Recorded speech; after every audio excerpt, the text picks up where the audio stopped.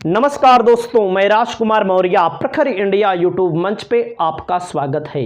आज की इस वीडियो में हम बात करेंगे उत्तर प्रदेश की उन 8 लोकसभा सीटों के बारे में जहां पर दूसरे चरण में मतदान हो रहा है। कौन सी पार्टी कहां कहां पर चुनाव जीत रही है, हम आपको इस वीडियो के माध्यम से बताने जा रहे हैं।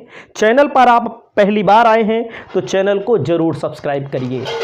पहली लोकसभा सीट है अमरोहा। अमरोहा लोकसभा सीट के पर दानिश अली कांग्रेस की तरफ से प्रत्याशी हैं।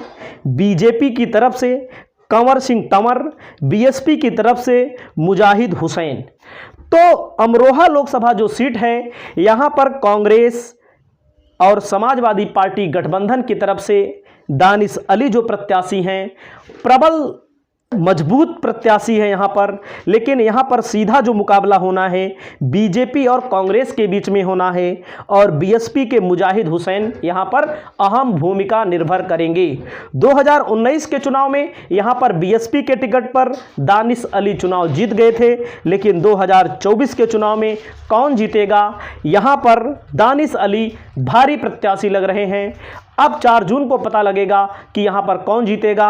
फिर भी यहां पर दानिश अली एक मजबूत कैंडिडेट हैं, क्योंकि समाजवादी पार्टी का गठबंधन है तो मजबूती से चुनाव लड़ रहे हैं।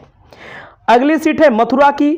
मथुरा में बीजेपी की तरफ से हेमा मालिनी चुनाव लड़ रही हैं तीसरी बार। 2014 में जीता था, 2019 में जीता था, लेकिन हेमा मालिनी एक ड्रीम गर्ल है, यानी कि इन्होंने गांव में गलियों में ऐसा कोई काम नहीं किया है जिससे लोग इनको वोट दें। एंटी इनकम्बेंसी इनके प्रति बहुत अधिक है, लेकिन यहां पर मथुरा में बीजेपी का वोट बैंक ज़्यादा है। अगर आप सांसद के लिहाज से देखेंगे तो मथुरा में हेमा मालिनी कहीं ना कहीं पीछे चल रही हैं, और मुकेश धनगर कांग्रेस की तरफ से यहां पर आगे चल रहे हैं। अगर बीजेपी मोदी के चेहरे पर लोग वोट देंगे तो यहां पर फिर एक बार तीसरी बार आपको हेमा मालिनी सांसद के तौर पर देखने को मिल सकती हैं, लेकिन हेमा मालिनी के प्रति यहां पर एंटी इनकम्बेंसी बहुत है। अगली सीट है मेरठ। मेरठ की जो लोकसभा सीट है, बीजेपी की तरफ से प्रभु श्री राम का रोल निभाने वाले अरुण गोविल चुनाव लड़ रहे हैं। वहीं पर सुनीता वर्मा समाजवादी पार्टी की तरफ से चुनाव लड़ रही हैं। देवव्रत त्यागी बीएसपी की तरफ से। 25 सालों में ऐसा पहली बार हो रहा है कि कोई मुसलमान कैंडिडेट यहां पर नहीं है। कोई मुसलमान का मतलब प्रमुख पार्टियों में कोई मुसलमान कैंडिडेट नहीं है। इसके पहले लगातार बीजेपी यहां चुनाव जीतती रही है।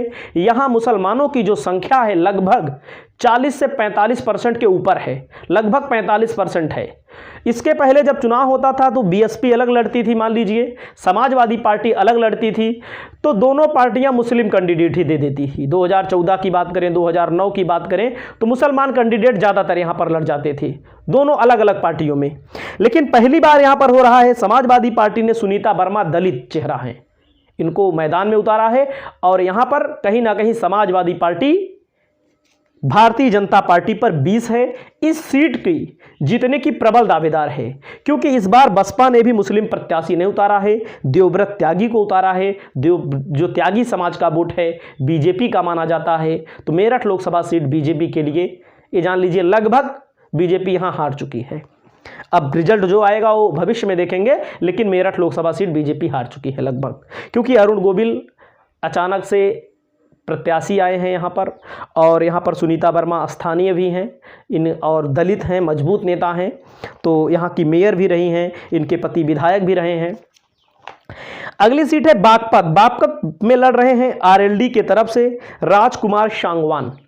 आरएलडी यहां लड़ रही है, यहां भारतीय जनता पार्टी नहीं लड़ रही है। समाजवादी पार्टी ने मनोज चौधरी को उतारा है, बीएसपी ने प्रवीण बसंत को उतारा है। तो ये जान लीजिए, अगर समाजवादी पार्टी का कैंडिडेट अपने समाज का वोट लाने में सक्षम हो जाता है तो भारतीय जनता पार्टी और आरएलडी के उपाध्यक्ष हों या आरएलडी के राष्ट्रीय उपाध्यक्ष हों, प्रदेश उपाध्यक्ष हों, तमाम लोग का बयान वायरल हो रहा है कि बीजेपी हमको यहां पर घास नहीं डाल रही है, बीजेपी हमको यहां पर पूछ ही नहीं रही है। और बात कहीं ना कहीं आप मंच के माध्यम से देख रहे होंगे, इस सीट पर आरएलडी की सीट यह फंस सकती है, क्योंकि मुसलमान आरएलडी को पहले वोट देता था, लेकिन बीजेपी में जाने के नाते बीजेपी को वोट नहीं देगा।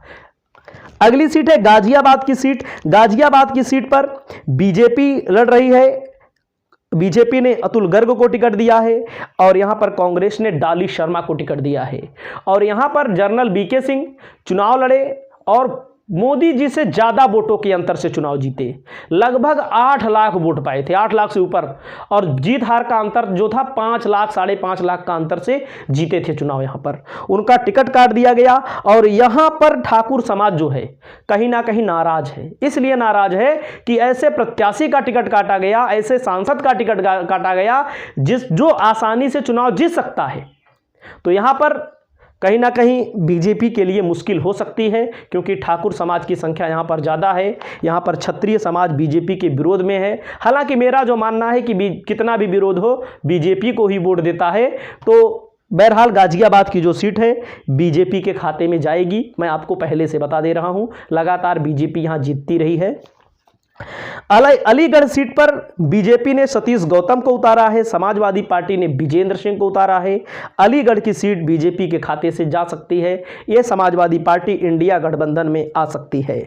गौतम बुद्ध नगर बीजेपी ने महेश शर्मा और राहुल अमाना को यहां पर गौतम बुद्ध से समाजवादी पार्टी ने निकाला है। यहां पर भी आपको कांटे की टक्कर देखने को मिल सकती है। और मैं आपको बता दूं, गौतम बुद्ध नगर शहरी बेल्ट है, जैसे गाजियाबाद हो और गाजियाबाद हो, गौतम बुद्ध नगर हो, ये सब शहरी बेल्ट है। अगर शहरी बेल्ट में बीजेपी वास्तव में मजबूत रहती है, गांव का जैसे जैसे बेल्ट आता है वहां पर कांग्रेस और समाजवादी पार्टी की मजबूत स्थिति रहती है। बुलंदशहर में बात करते हैं, सुरक्षित सीट है। गिरीश चंद्र जाटव बीएसपी की तरफ से चुनाव लड़ रहे हैं। भोला सिंह बीजेपी की तरफ से, शिवराम वाल्मीकि कांग्रेस की तरफ से चुनाव लड़ रहे हैं। तो यहां पर बुलंदशहर की सीट पर तो आप समझ सकते हैं, यहां पर भोला सिंह के खिलाफ एंटी इनकम्बेंसी भरपूर है और यहां पर कांग्रेस का पलड़ा भारी दिख रहा है। तो 8 लोकसभा सीटों में हमारा जो प्रेडिक्शन है, मैं आपको बता दूं, यहां पर बीजेपी आगे रहेगी। मैं पहले आपको बता दे रहा हूं, जैसे गाजियाबाद की सीट हो गई, क्योंकि यहां पर बीजेपी बहुत भारी अंतर से चुनाव जीतती रही है। मेरठ, अमरोहा, मथुरा, गौतम बुद्ध नगर, अलीगढ़, बुलंदशहर, कम से कम 4 सीटें यहां पर, 3 से 4 सीटें यहां पर इंडिया गठबंधन, और बाकी जो 4 से 5 सीटें हैं, 4 भी हो सकता है, 5 भी हो सकता है, इसको एनडीए गठबंधन चुनाव जीत सकता है। आपकी क्या राय है? अपनी राय कमेंट करके बताइए। तमाम वीडियो लाते रहते हैं और आप लोग इसे शेयर करिए। इस वीडियो में इतना ही। जय हिंद, जय भारत, जय संविधान।